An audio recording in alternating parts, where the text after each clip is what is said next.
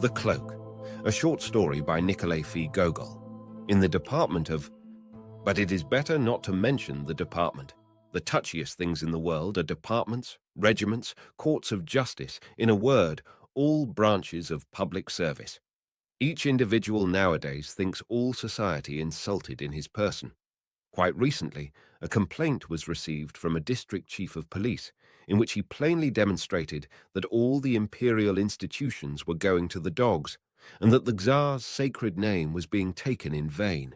And in proof, he appended to the complaint a romance in which the district chief of police is made to appear about once in every 10 pages and sometimes in a downright drunken condition.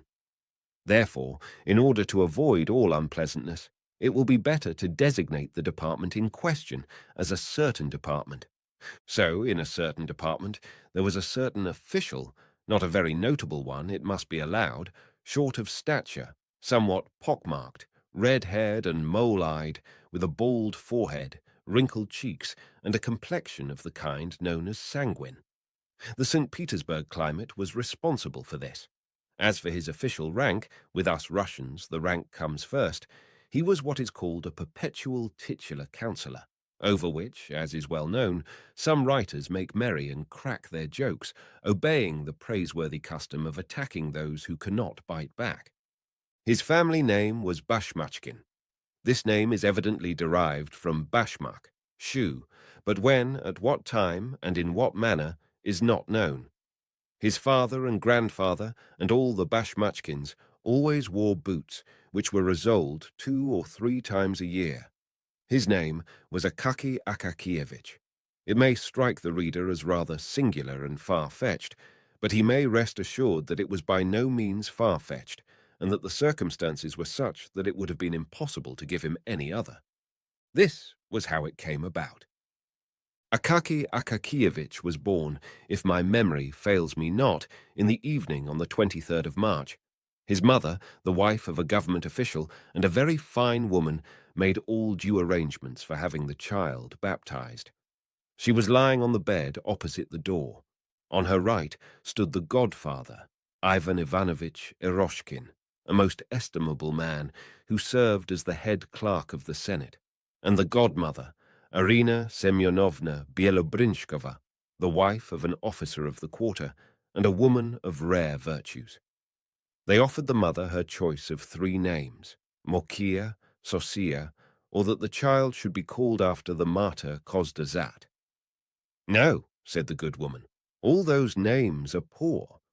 In order to please her, they opened the calendar at another place. 3 more names appeared, Trifoli, Dula, and Varakasi. "This is awful," said the old woman. "What names! I truly never heard the like. I might have put up with Varadat or Varuk, but not Trifoli and Varakasi." They turned to another page and found Pavsikaki and Vaktisi. "Now I see," said the old woman, "that it is plainly fate. And since such is the case, it will be better to name him after his father. His father's name was Akaky, so let his son's name be Akaky too." In this manner he became Akaky Akakievich. They christened the child, whereat he wept and made a grimace, as though he foresaw that he was to be a titular councillor. In this manner did it all come about. We have mentioned it in order that the reader might see for himself that it was a case of necessity, and that it was utterly impossible to give him any other name. When and how he entered the department, and who appointed him, no one could remember. However much the directors and chiefs of all kinds were changed, he was always to be seen in the same place, the same attitude, the same occupation, always the letter-copying clerk, so that it was afterwards affirmed that he had been born in uniform with a bald head. No respect was shown him in the department. The porter not only did not rise from his seat when he passed, but never even glanced at him, any more than if a fly had flown through the reception-room.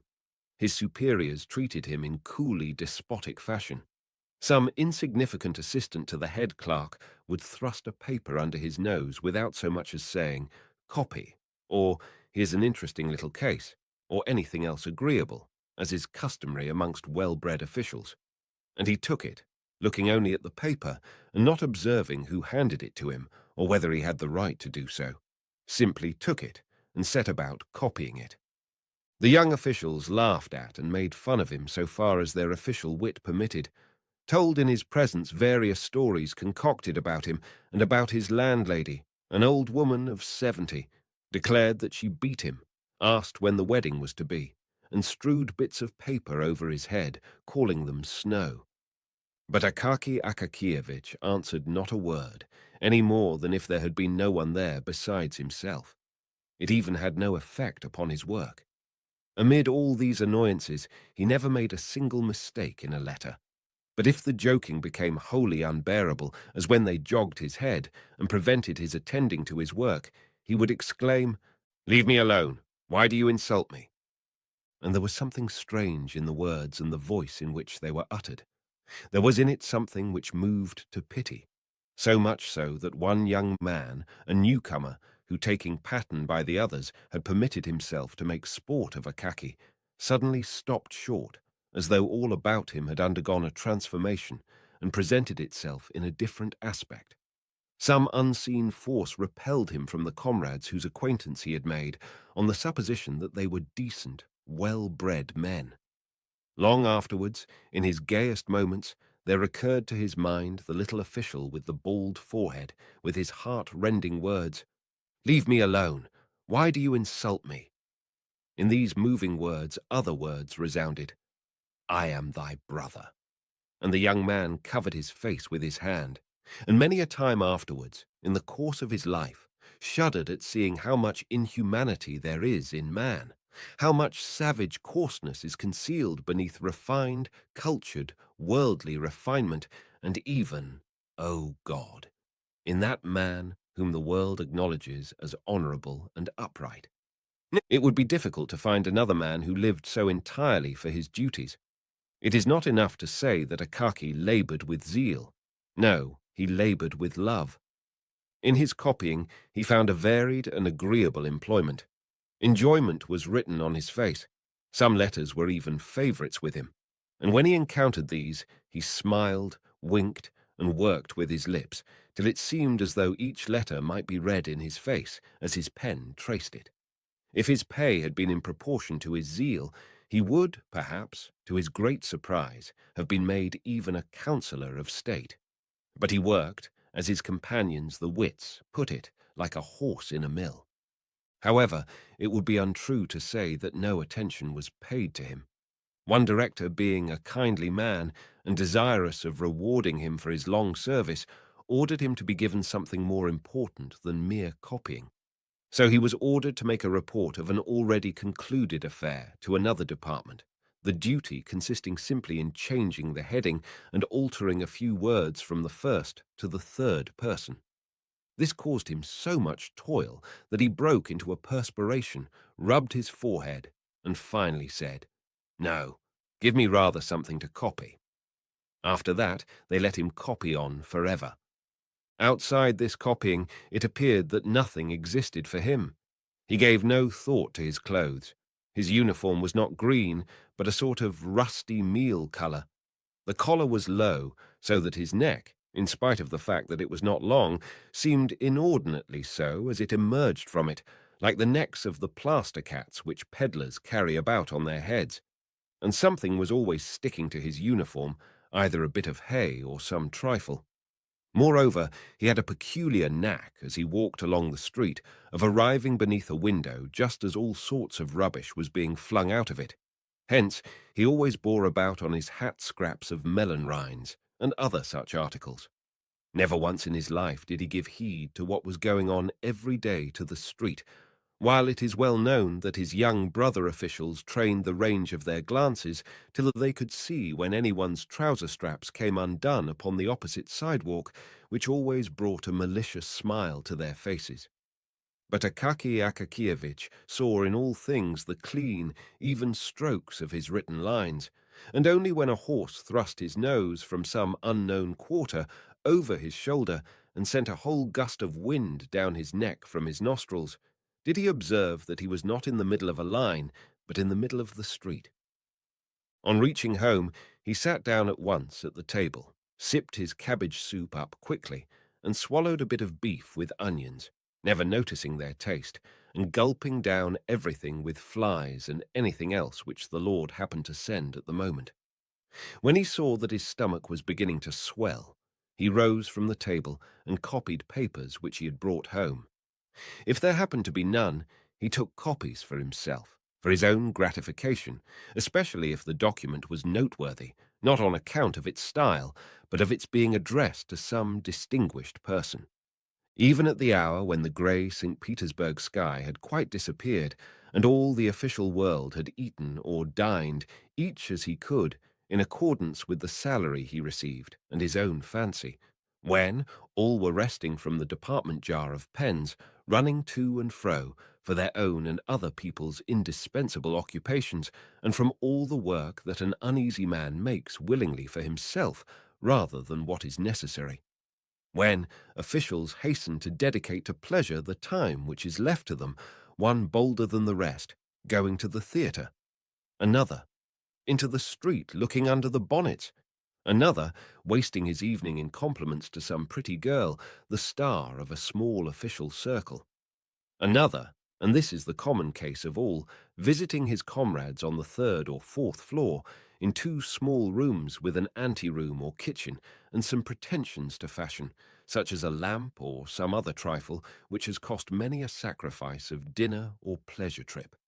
In a word, at the hour when all officials disperse among the contracted quarters of their friends to play whist as they sip their tea from glasses with a kopek's worth of sugar, smoke long pipes, relate at times some bits of gossip which a Russian man can never, under any circumstances, refrain from, and when there is nothing else to talk of, repeat eternal anecdotes about the commandant to whom they had sent word that the tails of the horses on the Falconet monument had been cut off. When all strive to divert themselves, Akaky Akakievitch indulged in no kind of diversion. No one could even say that he had seen him at any kind of evening party. Having written to his heart's content, he lay down to sleep, smiling at the thought of the coming day, of what God might send him to copy on the morrow. Thus flowed on the peaceful life of the man, who, with a salary of 400 roubles, understood how to be content with his lot. And thus it would have continued to flow on, perhaps, to extreme old age, were it not that there are various ills strewn along the path of life for titular councillors, as well as for private, actual, court, and every other species of councillor, even to those who never give any advice or take any themselves. There exists in St. Petersburg a powerful foe of all who receive a salary of 400 roubles a year, or thereabouts.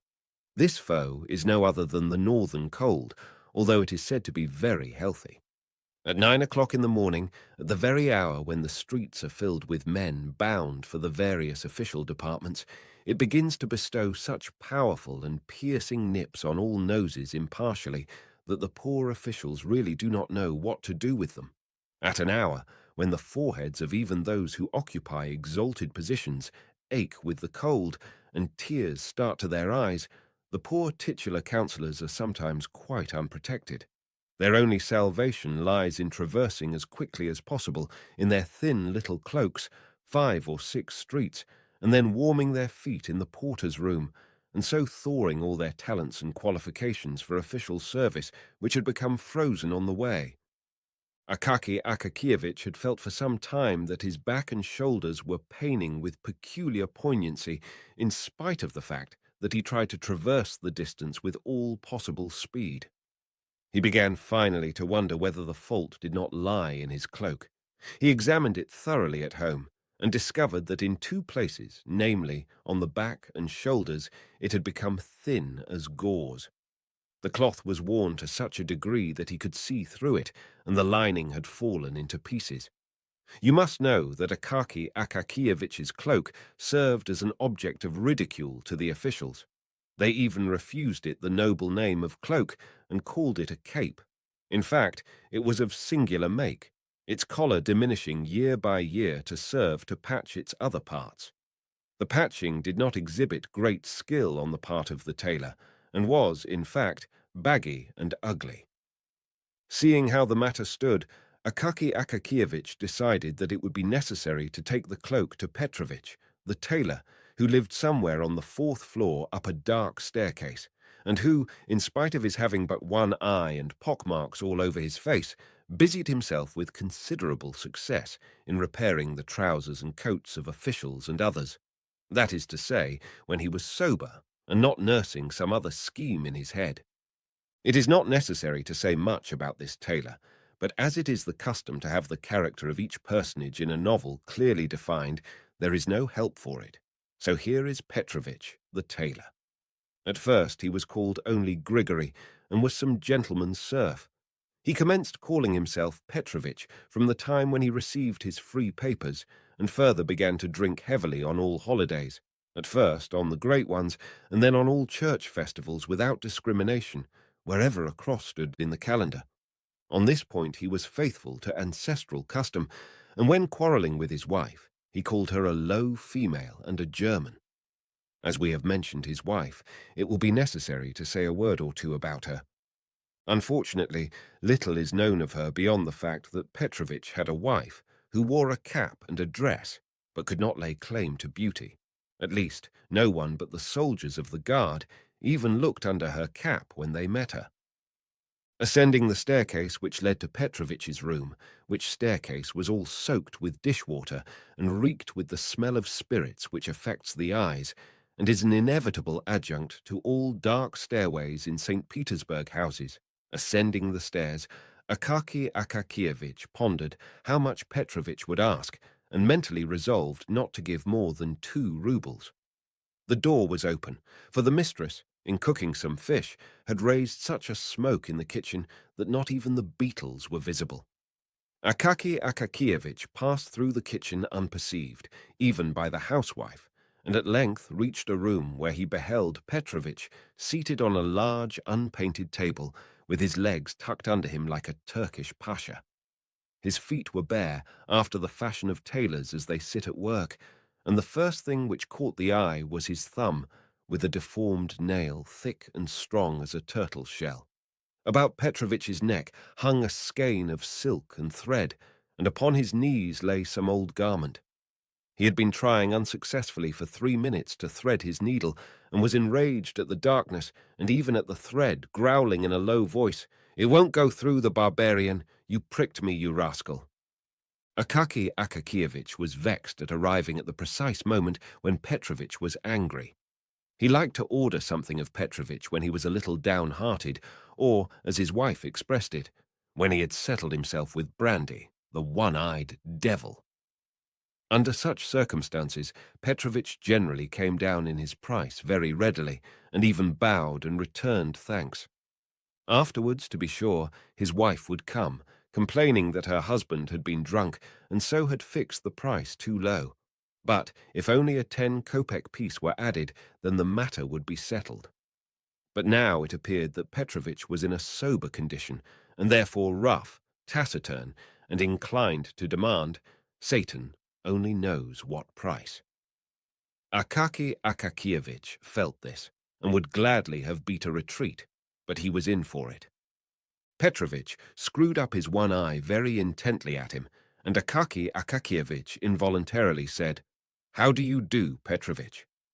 "I wish you a good morning, sir," said Petrovich, squinting at Akaki Akakievich's hands to see what sort of booty he had brought. "Ah, to you, Petrovich, this—" It must be known that Akaki Akakievich expressed himself chiefly by prepositions, adverbs, and scraps of phrases which had no meaning whatever. If the matter was a very difficult one, he had a habit of never completing his sentences, so that frequently, having begun a phrase with the words, "This, in fact, is quite—" he forgot to go on, thinking he had already finished it. "What is it?" asked Petrovich, and with his one eye scanned Akaki Akakievich's whole uniform from the collar down to the cuffs, the back, the tails, and the buttonholes, all of which were well known to him, since they were his own handiwork. Such is the habit of tailors. It is the first thing they do on meeting one. "But I hear this, Petrovich, a cloak, cloth. Here you see everywhere, in different places. It is quite strong. It is a little dusty and looks old, but it is new. Only here in one place it is a little on the back, and here on one of the shoulders. It is a little worn, yes. Here on this shoulder it is a little. Do you see? That is all. And a little work. Petrovich took the cloak, spread it out, to begin with, on the table, looked at it hard, shook his head, reached out his hand to the window-sill for his snuff-box, adorned with the portrait of some general, though what general is unknown, for the place where the face should have been had been rubbed through by the finger, and a square bit of paper had been pasted over it.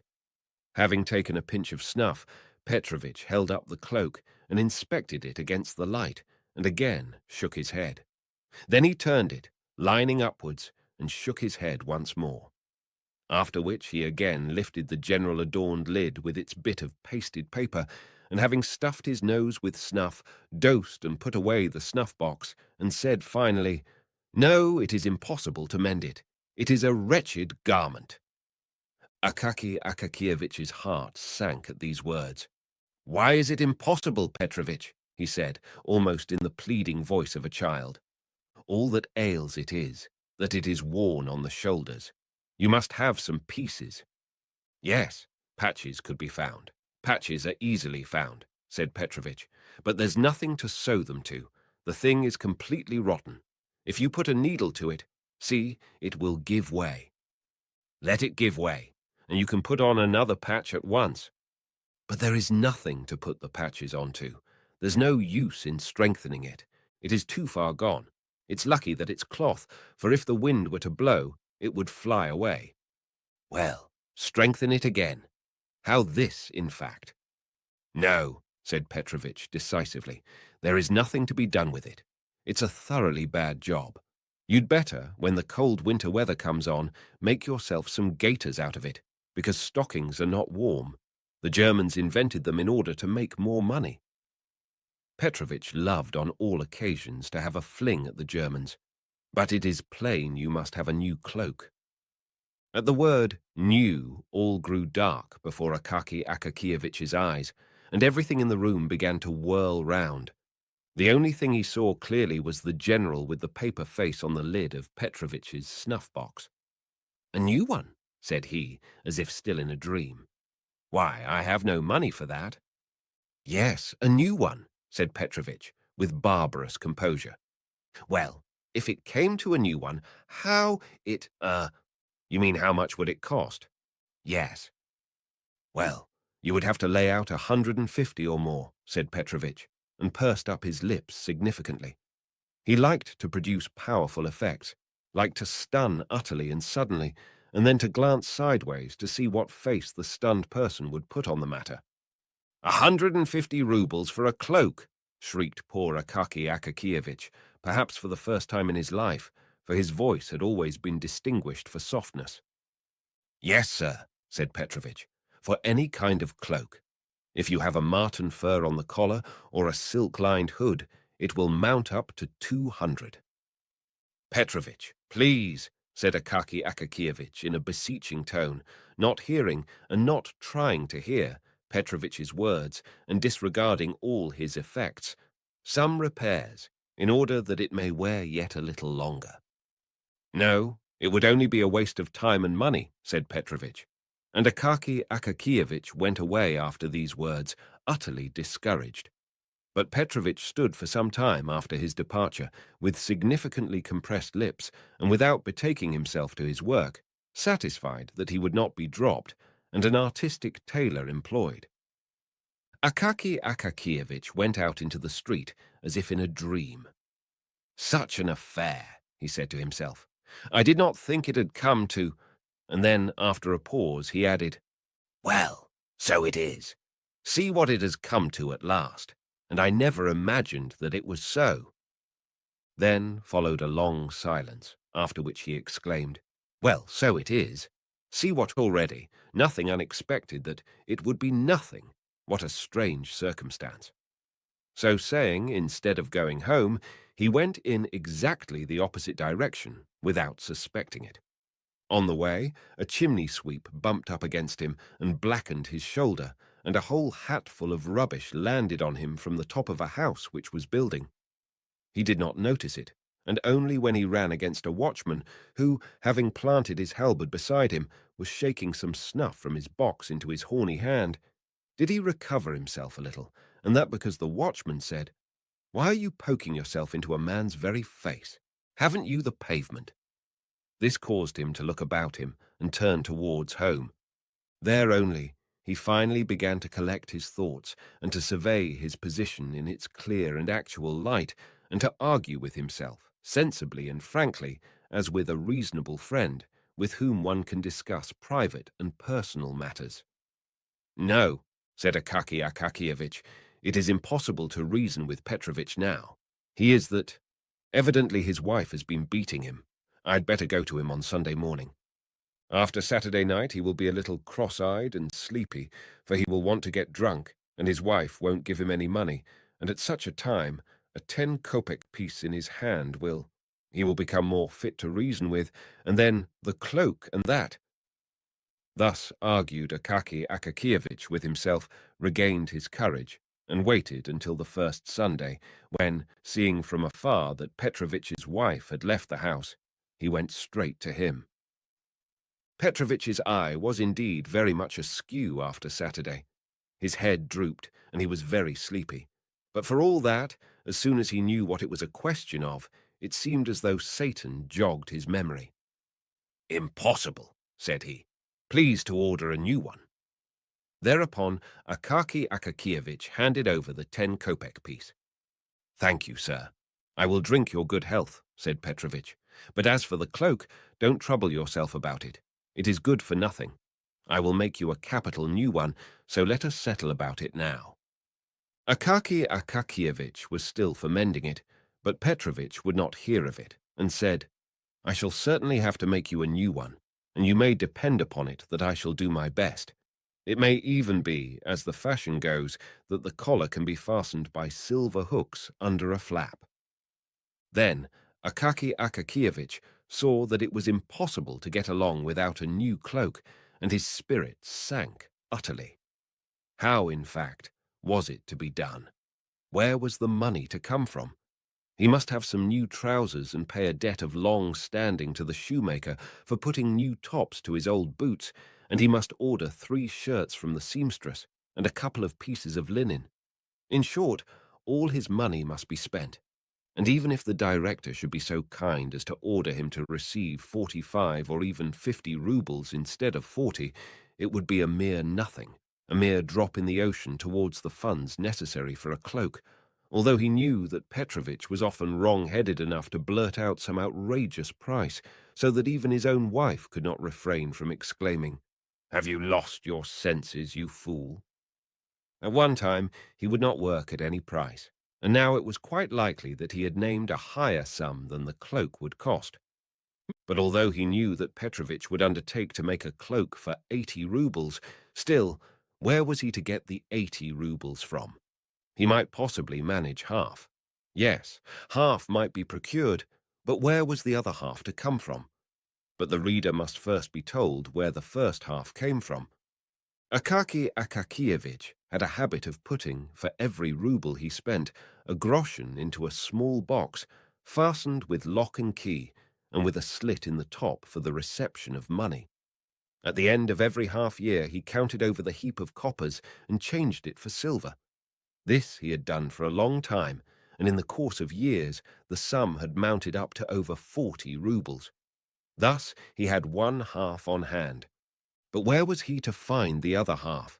Where was he to get another 40 roubles from? Akaky Akakievitch thought, and decided that it would be necessary to curtail his ordinary expenses, for the space of 1 year at least, to dispense with tea in the evening, to burn no candles, and, if there was anything which he must do, to go into his landlady's room and work by her light. When he went into the street, he must walk as lightly as he could, and as cautiously upon the stones, almost upon tiptoe, in order not to wear his heels down in too short a time. He must give the laundress as little to wash as possible, and in order not to wear out his clothes, He must take them off as soon as he got home and wear only his cotton dressing gown, which had been long and carefully saved. To tell the truth, it was a little hard for him at first to accustom himself to these deprivations, but he got used to them at length, after a fashion, and all went smoothly. He even got used to being hungry in the evening, but he made up for it by treating himself, so to say, in spirit, by bearing ever in mind the idea of his future cloak. From that time forth, his existence seemed to become, in some way, fuller, as if he were married, or as if some other man lived in him, as if, in fact, he were not alone, and some pleasant friend had consented to travel along life's path with him, the friend being no other than the cloak, with thick wadding and a strong lining, incapable of wearing out. He became more lively, and even his character grew firmer, like that of a man who has made up his mind and set himself a goal.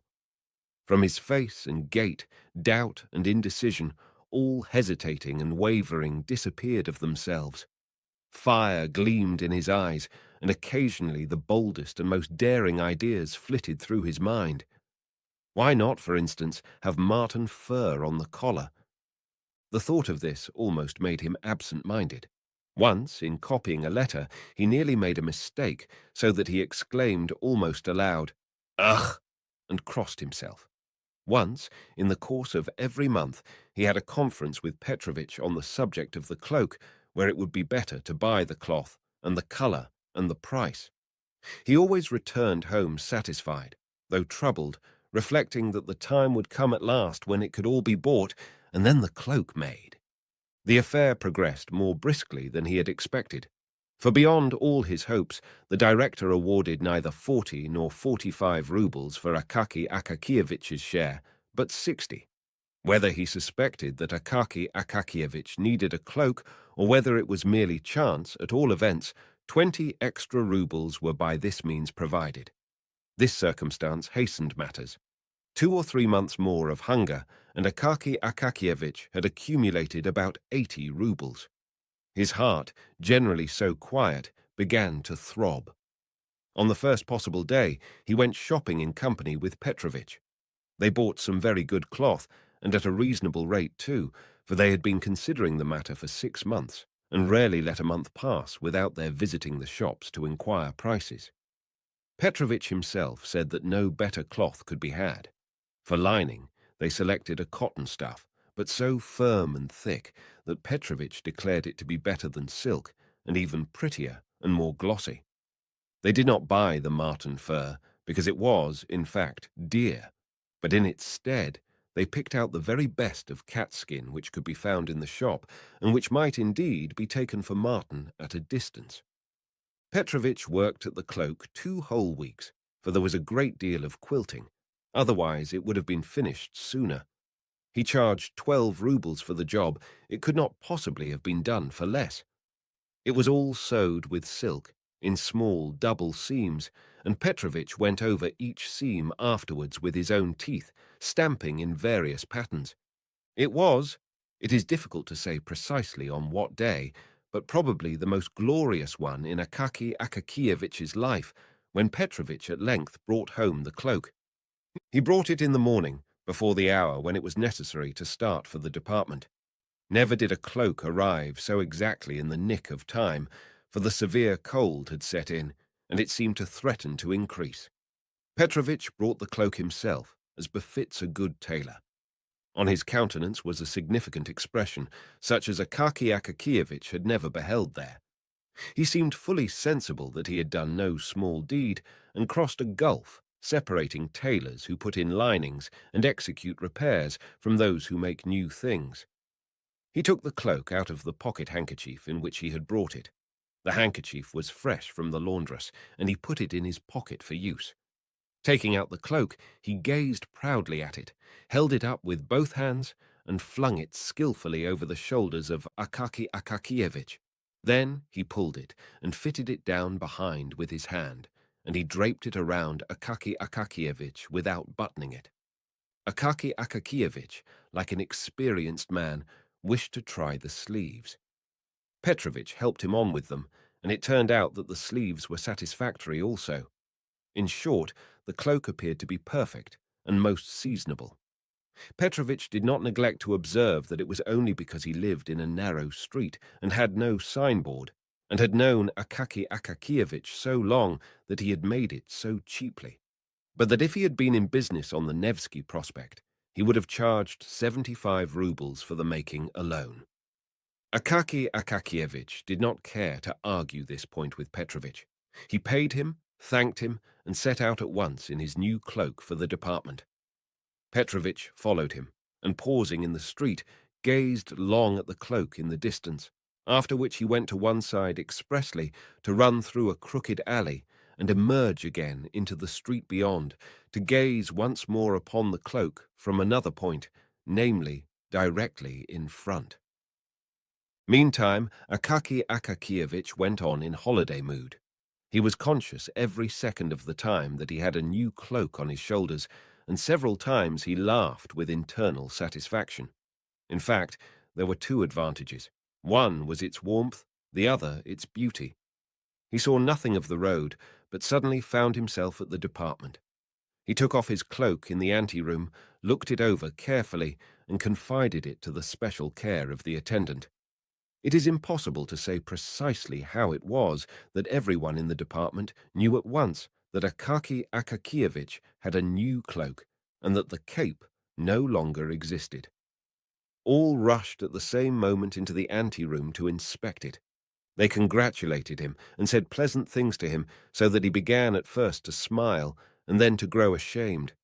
When all surrounded him and said that the new cloak must be christened and that he must at least give them all a party, Akaki Akakievich lost his head completely and did not know where he stood, what to answer, or how to get out of it. He stood blushing all over for several minutes, trying to assure them with great simplicity that it was not a new cloak, that it was, in fact, the old cape. At length, one of the officials, assistant to the head clerk, in order to show that he was not at all proud and on good terms with his inferiors, said, "So be it. Only I will give the party instead of Akaki Akakievich. I invite you all to tea with me tonight. It just happens to be my name day, too." The officials naturally at once offered the assistant clerk their congratulations and accepted the invitation with pleasure. Akaki Akakievich would have declined, but all declared that it was discourteous, that it was simply a sin and a shame, and that he could not possibly refuse. Besides, the notion became pleasant to him when he recollected that he should thereby have a chance of wearing his new cloak in the evening also.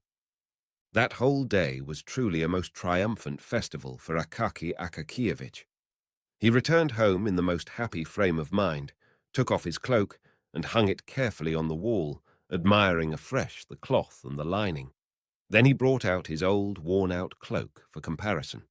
He looked at it and laughed, so vast was the difference. And long after dinner he laughed again when the condition of the cape recurred to his mind. He dined cheerfully, and after dinner wrote nothing, but took his ease for a while on the bed until it got dark. Then he dressed himself leisurely, put on his cloak, and stepped out into the street. Where the host lived, unfortunately, we cannot say. Our memory begins to fail us badly. The houses and streets in St. Petersburg have become so mixed up in our head that it is very difficult to get anything out of it again in proper form. This much is certain, that the official lived in the best part of the city, and therefore it must have been anything but near to Akaki Akakievich's residence. Akaki Akakievich was first obliged to traverse a kind of wilderness of deserted, dimly lighted streets. But in proportion as he approached the official's quarter of the city, the streets became more lively, more populous, and more brilliantly illuminated. Pedestrians began to appear. Handsomely dressed ladies were more frequently encountered. The men had otter-skin collars to their coats. Shabby sleighmen with their wooden railed sledges, stuck over with brass-headed nails, became rarer, whilst on the other hand, more and more drivers in red velvet caps, lacquered sledges and bearskin coats began to appear, and carriages with rich hammercloths flew swiftly through the streets, their wheels scrunching the snow. Akaki Akakievich gazed upon all this as upon a novel sight. He had not been in the streets during the evening for years. He halted out of curiosity before a shop window to look at a picture representing a handsome woman who had thrown off her shoe, thereby baring her whole foot in a very pretty way. Whilst behind her, the head of a man with whiskers and a handsome moustache peeped through the doorway of another room. Akaki Akakievich shook his head and laughed, and then went on his way. Why did he laugh? Either because he had met with a thing utterly unknown, but for which everyone cherishes, nevertheless, some sort of feeling, or else he thought, like many officials, "Well, those French, what is to be said? If they do go in for anything of that sort, why—" But possibly he did not think at all. Akaki Akakievich at length reached the house in which the head clerk's assistant lodged. He lived in fine style. The staircase was lit by a lamp, his apartment being on the second floor. On entering the vestibule, Akaki Akakievich beheld a whole row of galoshes on the floor. Among them, in the center of the room, stood a samovar, humming and emitting clouds of steam. On the walls hung all sorts of coats and cloaks, among which there were even some with beaver collars or velvet facings. Beyond, the buzz of conversation was audible and became clear and loud when the servant came out with a trayful of empty glasses, cream jugs, and sugar bowls. It was evident that the officials had arrived long before and had already finished their first glass of tea. Akaki Akakievich, having hung up his own cloak, entered the inner room. Before him all at once appeared lights, officials, pipes, and card tables, and he was bewildered by a sound of rapid conversation rising from all the tables and the noise of moving chairs. He halted very awkwardly in the middle of the room, wondering what he ought to do. But they had seen him. They received him with a shout, and all thronged at once into the anteroom, and there took another look at his cloak. Akaki Akakievich, although somewhat confused, was frank-hearted, and could not refrain from rejoicing when he saw how they praised his cloak. Then, of course, they all dropped him and his cloak, and returned, as was proper, to the tables set out for whist. All this, the noise, the talk, and the throng of people, was rather overwhelming to Akaki Akakievich.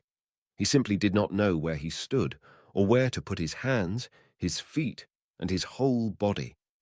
Finally, he sat down by the players, looked at the cards, gazed at the face of one and another, and after a while began to gape, and to feel that it was wearisome, the more so, as the hour was already long past when he usually went to bed. He wanted to take leave of the host, but they would not let him go, saying that he must not fail to drink a glass of champagne in honor of his new garment.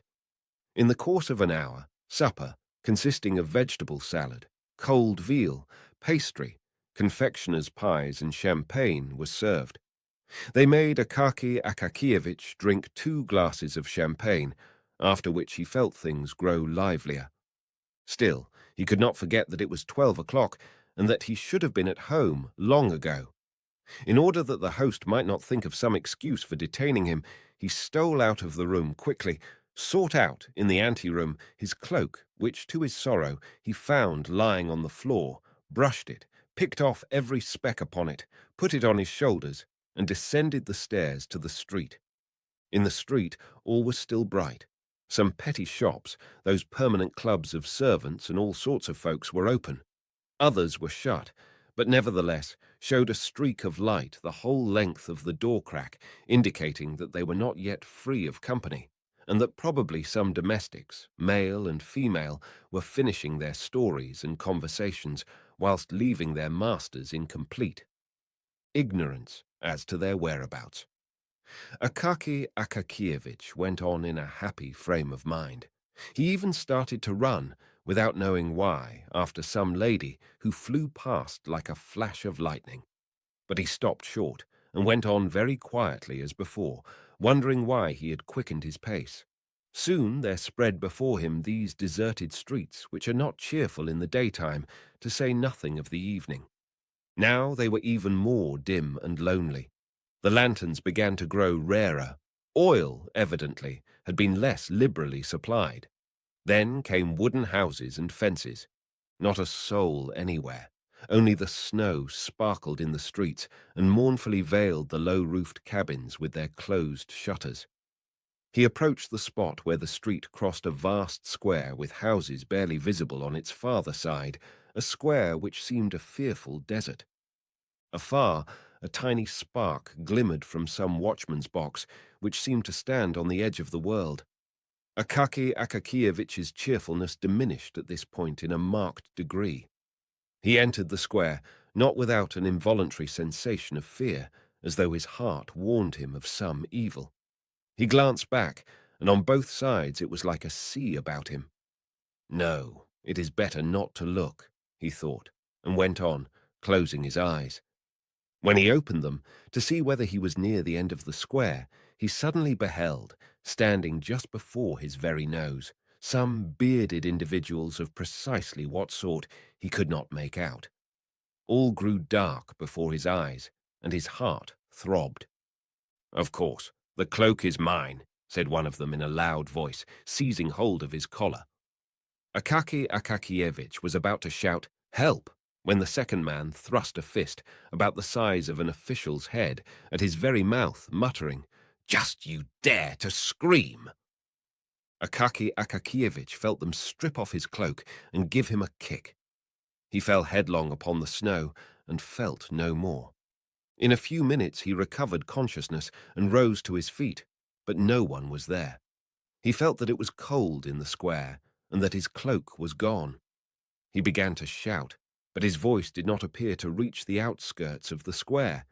In despair, but without ceasing to shout, he started at a run across the square, straight towards the watchbox, beside which stood the watchman, leaning on his halberd, and apparently curious to know what kind of a customer was running towards him, shouting. Akaky Akakievich ran up to him and began in a sobbing voice to shout that he was asleep and attended to nothing, and did not see when a man was robbed. The watchman replied that he had seen two men stop him in the middle of the square, but supposed that they were friends of his, and that, instead of scolding vainly, he had better go to the police on the morrow so that they might make a search for whoever had stolen the cloak.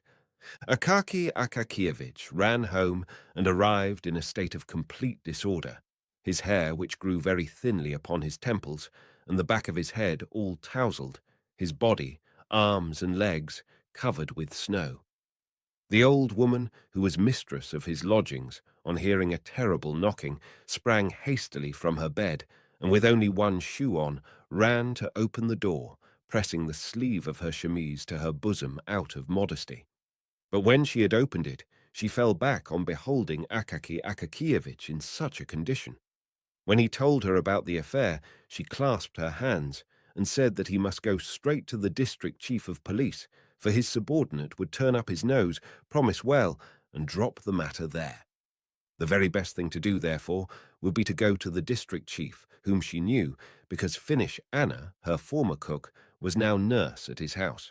She often saw him passing the house, and he was at church every Sunday, praying, but at the same time gazing cheerfully at everybody, so that he must be a good man, judging from all appearances. Having listened to this opinion, Akaky Akakievich betook himself sadly to his room.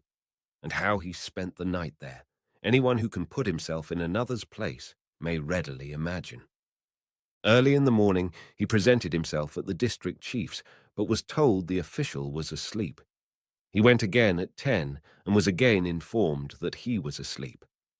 At 11, and they said, "The superintendent is not at home." At dinner time, and the clerks in the anteroom would not admit him on any terms, and insisted upon knowing his business. So that at last, for once in his life, Akaky Akakievich felt an inclination to show some spirit, and said curtly that he must see the chief in person, that they ought not to presume to refuse him entrance, that he came from the Department of Justice, and that when he complained of them, they would see. The clerks dared make no reply to this, and one of them went to call the chief, who listened to the strange story of the theft of the coat. Instead of directing his attention to the principal points of the matter, he began to question Akaky Akakievich. Why was he going home so late? Was he in the habit of doing so, or had he been to some disorderly house? so that Akaki Akakievich got thoroughly confused and left him without knowing whether the affair of his cloak was in proper train or not. All that day, for the first time in his life, he never went near the department. The next day he made his appearance, very pale, and in his old cape, which had become even more shabby. The news of the robbery of the cloak touched many, although there were some officials present who never lost an opportunity, even such a one as the present, of ridiculing Akaki Akakievich. They decided to make a collection for him on the spot, but the officials had already spent a great deal in subscribing for the director's portrait and for some book at the suggestion of the head of that division, who was a friend of the author, and so the sum was trifling. One of them, moved by pity, resolved to help Akaki Akakievich with some good advice at least, and told him that he ought not to go to the police, for although it might happen that a police officer, wishing to win the approval of his superiors, might hunt up the cloak by some means, still his cloak would remain in the possession of the police if he did not offer legal proof that it belonged to him. The best thing for him, therefore, would be to apply to a certain prominent personage, since this prominent personage, by entering into relation with the proper persons, could greatly expedite the matter. As there was nothing else to be done, Akaki Akakievich decided to go to the prominent personage. What was the exact official position of the prominent personage remains unknown to this day. The reader must know that the prominent personage had but recently become a prominent personage, having up to that time been only an insignificant person. Moreover, his present position was not considered prominent in comparison with others still more so. But there is always a circle of people to whom what is insignificant in the eyes of others is important enough. Moreover, he strove to increase his importance by sundry devices. For instance, he managed to have the inferior officials meet him on the staircase when he entered upon his service. No one was to presume to come directly to him, but the strictest etiquette must be observed. The collegiate recorder must make a report to the government secretary to the titular councillor, or whatever other man was proper, and all business must come before him in this manner. In Holy Russia, all is thus contaminated with the love of imitation. Every man imitates and copies his superior.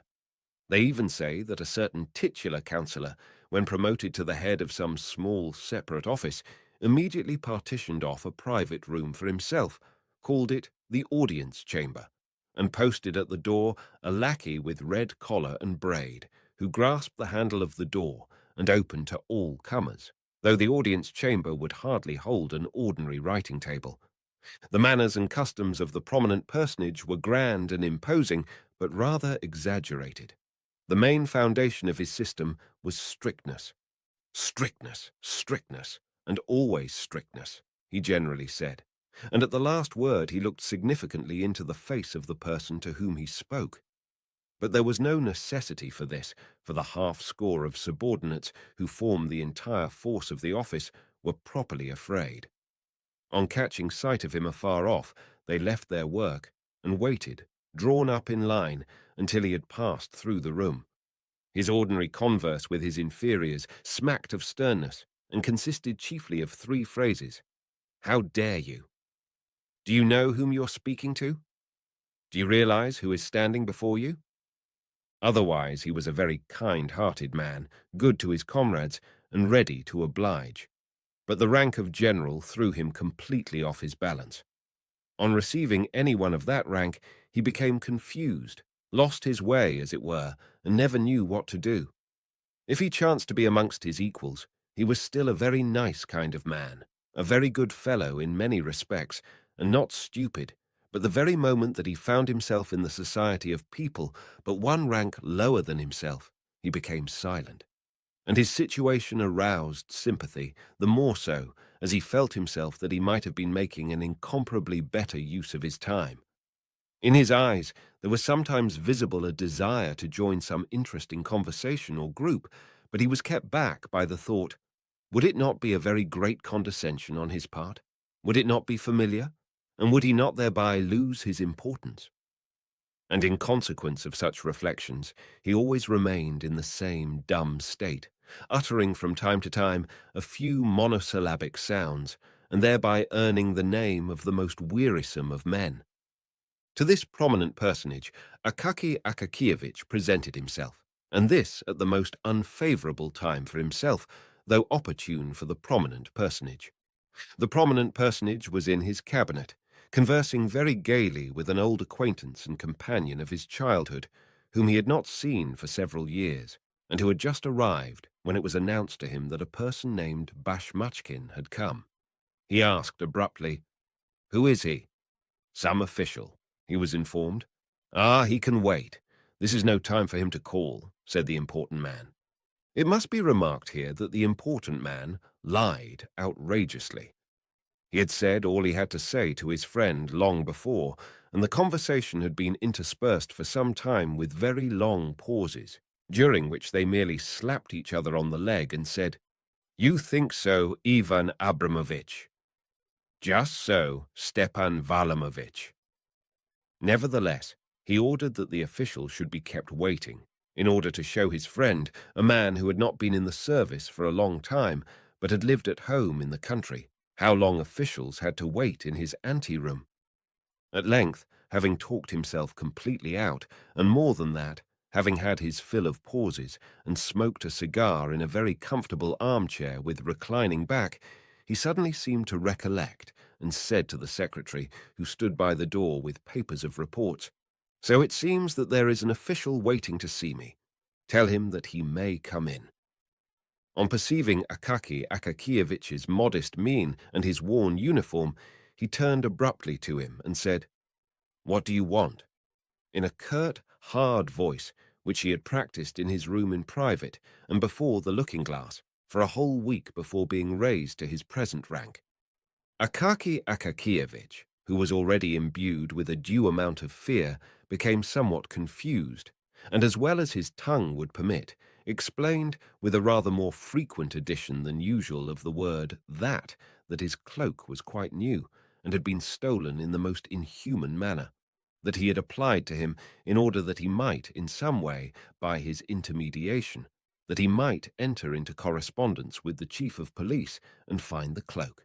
For some inexplicable reason, this conduct seemed familiar to the prominent personage. "What, my dear sir?" he said abruptly. "Are you not acquainted with etiquette? To whom have you come? Don't you know how such matters are managed? You should first have presented a petition to the office. It would have gone to the head of the department, then to the chief of the division, then it would have been handed over to the secretary, and the secretary would have given it to me." "But, Your Excellency," said Akaki Akakievich, trying to collect his small handful of wits, and conscious at the same time that he was perspiring terribly. "I, Your Excellency, presume to trouble you because secretaries are an untrustworthy race." What?" said the important personage. "Where did you get such courage? Where did you get such ideas? What impudence towards their chiefs and superiors has spread among the young generation?" The prominent personage apparently had not observed that Akaki Akakievich was already in the neighborhood of 50. If he could be called a young man, it must have been in comparison with someone who was 70. "Do you know to whom you're speaking? Do you realize who is standing before you? Do you realize it? Do you realize it? I ask you." Then he stamped his foot and raised his voice to such a pitch that it would have frightened even a different man from Akaki Akakievich. Akaki Akakievich's senses failed him. He staggered, trembled in every limb, and if the porters had not run in to support him, would have fallen to the floor. They carried him out insensible, but the prominent personage, gratified that the effect should have surpassed his expectations, and quite intoxicated with the thought that his word could even deprive a man of his senses, glanced sideways at his friend in order to see how he looked upon this, and perceived, not without satisfaction, that his friend was in a most uneasy frame of mind, and even beginning on his part to feel a trifle frightened. Akaki Akakievich could not remember how he descended the stairs and got into the street.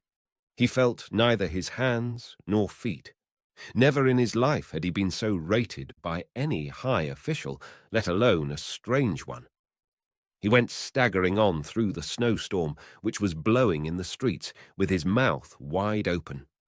The wind, in St. Petersburg fashion, darted upon him from all quarters and down every cross street. In a twinkling it had blown a quinsy into his throat, and he reached home unable to utter a word. His throat was swollen, and he lay down on his bed. So powerful is sometimes a good scolding. The next day, a violent fever developed.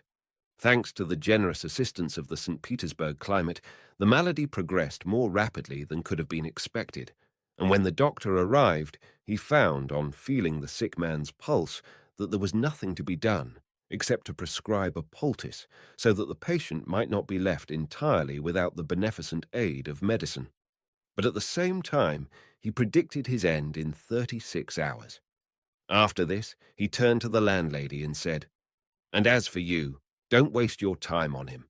Order his pine coffin now. For an oak one will be too expensive for him." Did Akaky Akakievich hear these fatal words? And if he heard them, did they produce any overwhelming effect upon him? Did he lament the bitterness of his life? We know not, for he continued in a delirious condition. Visions incessantly appeared to him, each stranger than the other. Now he saw Petrovich and ordered him to make a cloak with some traps for robbers who seemed to him to be always under the bed, and he cried every moment to the landlady to pull one of them from under his coverlet. Then he inquired why his old mantle hung before him when he had a new cloak. Next he fancied that he was standing before the prominent person, listening to a thorough setting down and saying, "Forgive me, Your Excellency."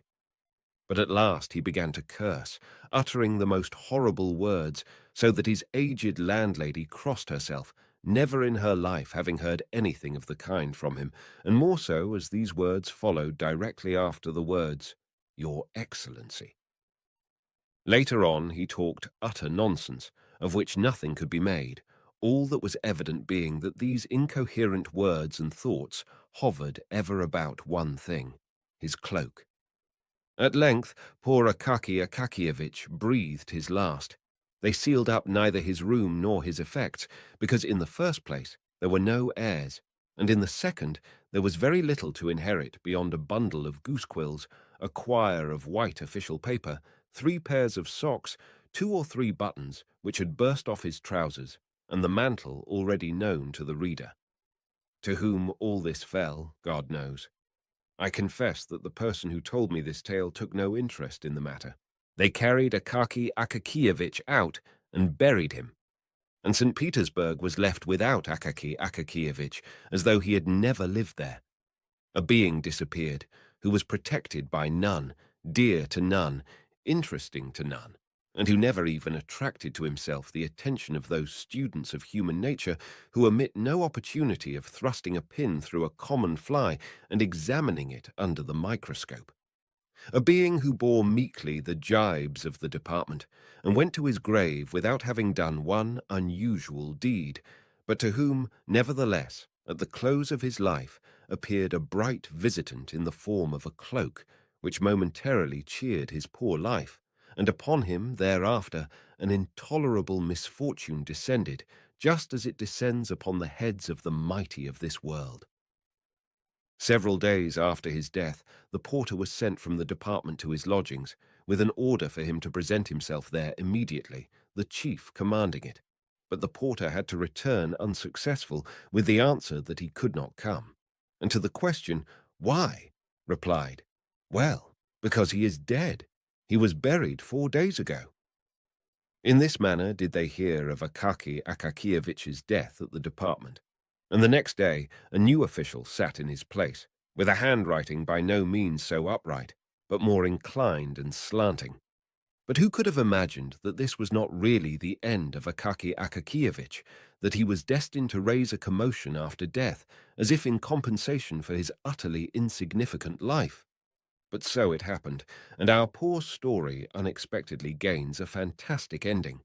A rumor suddenly spread through St. Petersburg that a dead man had taken to appearing on the Kalinkin Bridge and its vicinity, at night in the form of an official seeking a stolen cloak, and that, under the pretext of its being the stolen cloak, he dragged, without regard to rank or calling, everyone's cloak from his shoulders, be it catskin, beaver, fox, bear, sable, in a word, every sort of fur and skin which men adopted for their covering.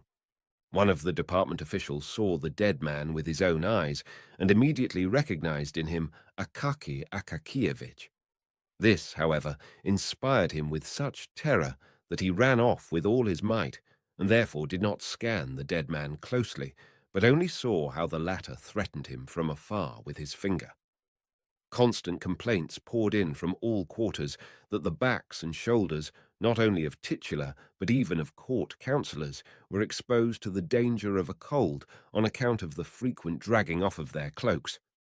Arrangements were made by the police to catch the corpse, alive or dead at any cost, and punish him as an example to others in the most severe manner. In this they nearly succeeded, for a watchman, on guard in Kirinshkin Lane, caught the corpse by the collar on the very scene of his evil deeds when attempting to pull off the frieze cloak of a retired musician. Having seized him by the collar, he summoned, with a shout, two of his comrades, whom he enjoined to hold him fast, while he himself felt for a moment in his boot in order to draw out his snuff-box and refresh his frozen nose. But the snuff was of a sort which even a corpse could not endure. The watchman, having closed his right nostril with his finger, had no sooner succeeded in holding half a handful up to the left than the corpse sneezed so violently that he completely filled the eyes of all three. While they raised their hands to wipe them, the dead man vanished completely, so that they positively did not know whether they had actually had him in their grip at all. Thereafter, the watchmen conceived such a terror of dead men that they were afraid even to seize the living, and only screamed from a distance, "Hey there! Go your way!" So the dead official began to appear even beyond the Kalinkin Bridge, causing no little terror to all timid people. But we have totally neglected that certain prominent personage who may really be considered as the cause of the fantastic turn taken by this true history. First of all, justice compels us to say that after the departure of poor, annihilated Akaki Akakievich, he felt something like remorse. Suffering was unpleasant to him, for his heart was accessible to many good impulses, in spite of the fact that his rank often prevented his showing his true self. As soon as his friend had left his cabinet, he began to think about poor Akaki Akakievich, and from that day forth, poor Akaki Akakievich, who could not bear up under an official reprimand, recurred to his mind almost every day. The thought troubled him to such an extent that a week later he even resolved to send an official to him, to learn whether he really could assist him. And when it was reported to him that Akaki Akakievich had died suddenly of fever, he was startled, hearkened to the reproaches of his conscience, and was out of sorts for the whole day. Wishing to divert his mind in some way and drive away the disagreeable impression, he set out that evening for one of his friends' houses, where he found quite a large party assembled. What was better, nearly everyone was of the same rank as himself, so that he need not feel in the least constrained. This had a marvelous effect upon his mental state. He grew expansive, made himself agreeable in conversation. In short, he passed a delightful evening. After supper, he drank a couple of glasses of champagne, not a bad recipe for cheerfulness, as everyone knows. The champagne inclined him to various adventures, and he determined not to return home, but to go and see a certain well-known lady of German extraction, Karolina Ivanovna, a lady, it appears, with whom he was on a very friendly footing. It must be mentioned that the prominent personage was no longer a young man, but a good husband and respected father of a family. Two sons, one of whom was already in the service, and a good-looking 16-year-old daughter with a slightly arched but pretty little nose, came every morning to kiss his hand and say, "Bonjour, Papa." His wife, a still fresh and good-looking woman, first gave him her hand to kiss, and then, reversing the procedure, kissed his. But the prominent personage, though perfectly satisfied in his domestic relations, considered it stylish to have a friend in another quarter of the city. This friend was scarcely prettier or younger than his wife, but there are such puzzles in the world, and it is not our place to judge them. So the important personage descended the stairs, stepped into his sledge, said to the coachman, "To Karolina Ivanovna's," and wrapping himself luxuriously in his warm cloak, found himself in that delightful frame of mind than which a Russian can conceive nothing better, namely, when you think of nothing yourself, yet when the thoughts creep into your mind of their own accord, each more agreeable than the other, giving you no trouble either to drive them away or seek them. Fully satisfied, he recalled all the gay features of the evening just past and all the mots which had made the little circle laugh. Many of them he repeated in a low voice and found them quite as funny as before, so it is not surprising that he should laugh heartily at them.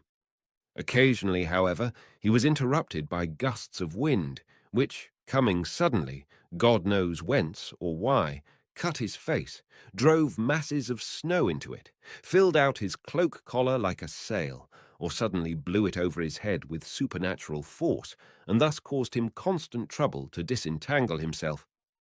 Suddenly the important personage felt someone clutch him firmly by the collar.